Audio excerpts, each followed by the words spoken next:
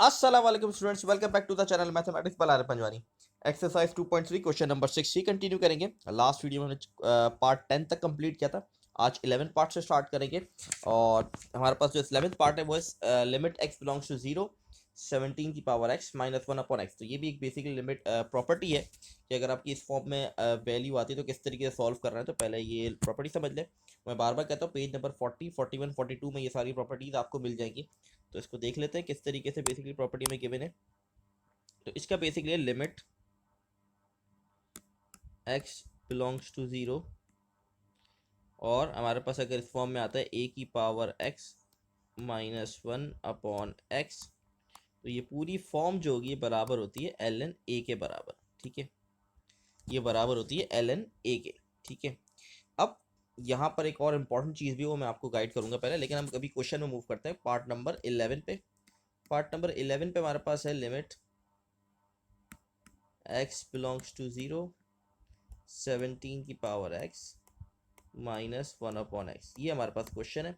अगर आप इसको मैच करें तो बिल्कुल एग्जैक्टली सेम ही प्रॉपर्टी अप्लाई होगी इसके अंदर। ठीक है, और अगर आप नोट करें तो जो यहाँ पर a है वही आंसर में आया, एल एन का एंगल बन गया, एल एन ए बन गया।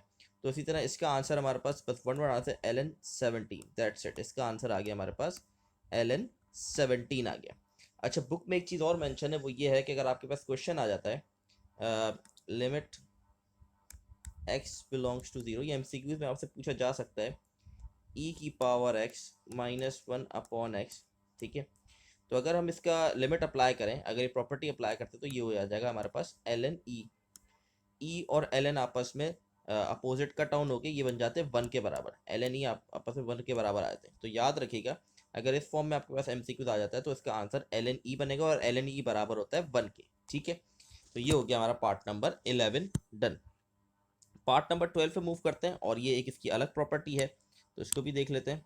ठीक है, डिफरेंट प्रॉपर्टीज है, आपको याद रखनी पड़ेगी। पार्ट नंबर 12 के अंदर हमारे पास प्रॉपर्टी लगी वो है 1 प्लस एक्स की power n minus 1 upon x. अगर इस फॉर्म में आपके पास गिवन है और लिमिट बिलोंग्स करती है 0 के, ठीक है, तो इसका आंसर हमारे पास आ जाता है n, जस्ट n, बस n, ये आंसर आ जाता है। ठीक है, अब यहाँ पर जो क्वेश्चन गिवन है पार्ट 12 वो हमारे पास है limit h belong to 0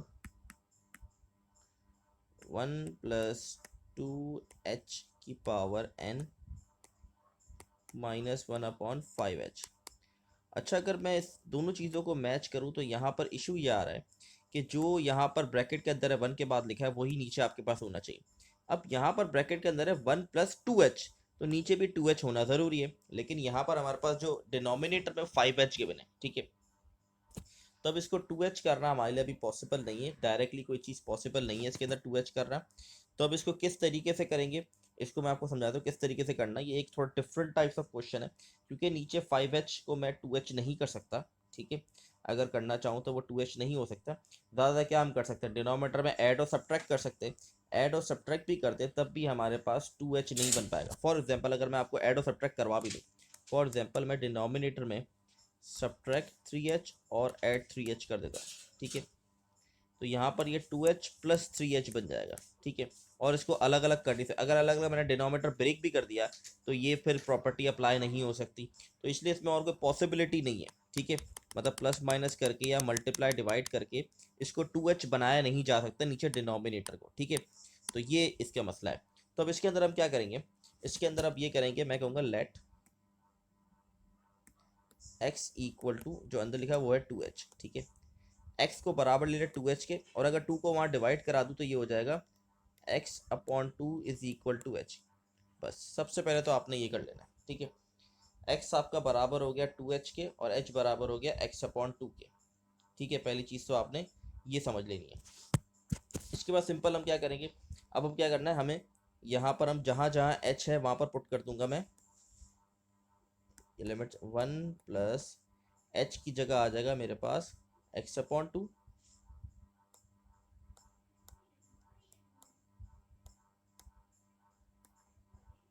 power n minus 1 divide में आ जाएगा 5h की जगह आ जाएगा मेरे पास, अच्छा सॉरी, यहाँ मैंने मिस्टेक कर दी है, 2h लिखा हुआ था, तो इसकी जगह यहाँ पर x आना चाहिए था। अच्छा अच्छा, इसको वापस ठीक कर लेते हैं। यहाँ पर लिखा है 1+2h, और 2h किसके बराबर है, x के बराबर है, तो यहाँ पे मैं x लिख दूंगा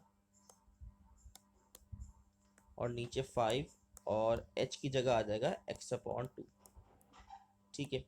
अगर आप इस प्रॉपर्टी, जो लिमिट की प्रॉपर्टी है, इसको नोट करें, जो भी आपके पास x के वो है वही डिनोमिनेटर में होना ज़रूरी है। यहाँ पर हमारे पास x है और डिनोमिनेटर में हमारे पास 5x/2 है, तो यहाँ पर मुझे 5 और 2 को हटाना पड़ेगा। अगर मैं 5 और 2 को यहाँ से रिमूव कर देता हूँ तो मेरे पास ये पूरी प्रॉपर्टी बन जाएगी ये वाली लिमिट की, और मैं आराम से सॉल्व कर दूँ। तो 5/2 को रेसिप्रोकल करूँगा तो बन जाएगा 2/5। ठीक है, फिर मैं लिमिट अप्लाई कर दूंगा। अब x की फॉर्म में तो लिखूंगा x बिलोंग्स टू 0 और 1+x⁻n -1/x। ठीक है, ये 5/2 था, रेसिप्रोकल हुआ तो 2/5 बन गया। इसको मैंने बाहर ले लिया, इस पर लिमिट नहीं लगाऊंगा। ठीक है, अब ये पूरी फॉर्म इसके बराबर हो गई, तो यहाँ क्या आ जाएगा, n आ जाएगा। तो इसका आंसर हो जाएगा 2n/5। ये इसका फाइनल आंसर हो गया। तो आई होप आप लोगों को ये क्लियर होगा। बहुत आसान सा क्वेश्चन था, कोई मुश्किल क्वेश्चन नहीं था। नेक्स्ट पार्ट पे मूव करते हैं। पार्ट नंबर है हमारे पास 13। तो पार्ट 13 में अगर आप देखें 2 की पावर x -4 की पावर x -8 की पावर x -1/x+2। अब लिमिट x बिलोंग्स टू 0। अच्छा, अब जो प्रॉपर्टीज लगाते हैं वो क्यों लगाते हैं, बेसिकली हमारा मकसद क्या है कि नीचे डिनोमिनेटर में 0 नहीं आना चाहिए, क्योंकि डिनोमिनेटर में 0 आ गया तो वो इन्फिनिटी पे चले जाएगा। तो सबसे पहले तो आपने यही चेक करना है, प्रॉपर्टी हो या जो भी हो, सबसे पहले तो आपने ये चेक करना है कि क्या वो लिमिट डायरेक्ट अप्लाई करने से इन्फिनिटी हो रहा है कि नहीं हो रहा। तो अगर मैं इस सवाल को देखूं तो इस पे डिनोमिनेटर में लिखा हुआ है x+2। अगर मैं डायरेक्ट 0 यहाँ पे अप्लाई कर देता हूँ तो डिनोमिनेटर में 0 नहीं आ रहा। जब डिनोमिनेटर 0 नहीं हो रहा, इसका मतलब ये इन्फिनिटी पे नहीं जाएगा। इसका मतलब मुझे कोई प्रॉपर्टी वगैरह देखने की जरूरत है, मैं लिख दूंगा डायरेक्ट पार्ट नंबर 13 में डायरेक्ट लिख दूंगा apply limit. Apply limit simply हम लिख देंगे अप्लाई लिमिट। तो लिमिट हमें गिवन है x बिलोंग्स टू 0, तो जहाँ जहाँ x होगा वहाँ 0, तो 2 की पावर 0, 4 की पावर 0, 8 की पावर 0 -1, और नीचे आ गया 0+2। तो किसी भी नंबर या वेरिएबल की पावर 0 होती है तो 1 के बराबर होता है। तो यहाँ भी आ गया 1 -1 और -1, सब माइनस में। नीचे आ गया मेरे पास 2, तो प्लस का 1 माइनस का 1 कट गया, ये हो जाएगा -2/2।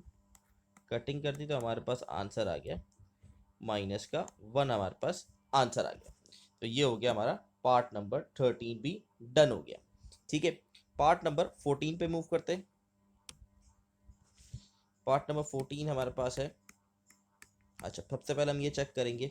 ठीक है, अब यहाँ पर देखिए एक्सपोनेंट फॉर्म में 1/x लिखा है। अगर यहाँ लिमिट अप्लाई करूंगा तो पावर ही आपकी इन्फिनिटी हो जाएगी, तो वो भी सॉल्व नहीं हो सकती। तो इसीलिए हमें यहाँ पर कोई ना कोई प्रॉपर्टी को चेक करना पड़ेगा कि कौन सी प्रॉपर्टी यहाँ पर हम इम्प्लीमेंट कर सकते हैं। 1+7x। अच्छा, सबसे पहला स्टेप जो मैं कर रहा हूँ मैं आपको यहाँ एक्सप्लेन कर देता हूँ।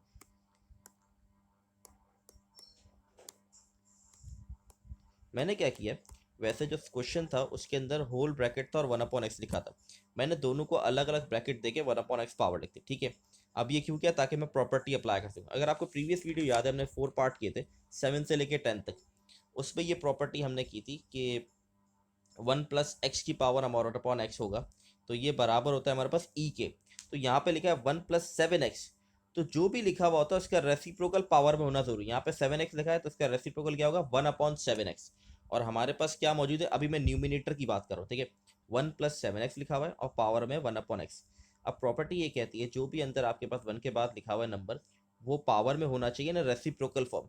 तो 7x का रेसिप्रोकल होगा 1/7x, और अभी मेरे पास है 1/x, 7 की कमी है, तो मैं मल्टीप्लाई और डिवाइड करा दूंगा 7 को। ठीक है, लिमिट अपनी जगह पर चलती रहेगी, ये हो जाएगा 1+7x और 1/x, मैंने मल्टीप्लाई और डिवाइड करा दिया 7।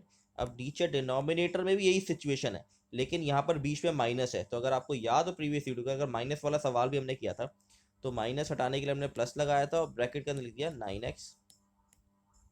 ठीक है, और यहाँ आ गया 1/x। अब यहाँ पर पावर में क्या होना चाहिए, माइनस का 9x होना चाहिए, तो इसलिए हम मल्टीप्लाई कराएंगे और डिवाइड कराएंगे -9 से, ताकि यहाँ पर प्रॉपर्टी लगा सके। ठीक है, 1+7x। ठीक है, ये हो जाएगा 1/7x और ये 7 हो जाएगा बाहर अपनी जगह पर रहेगा। डिनोमिनेटर में भी 1 प्लस माइनस 9x 1/-9x और -9 अपनी जगह पर एज इट इज रहेगा ब्रैकेट में। अब ये प्रॉपर्टी क्या कहती है कि ये पूरी फॉर्म बराबर होती है ई के, तो ऊपर आ जाएगा हमारे पास e की पावर 7, ठीक है, e की पावर हमारे पास आ गई 7।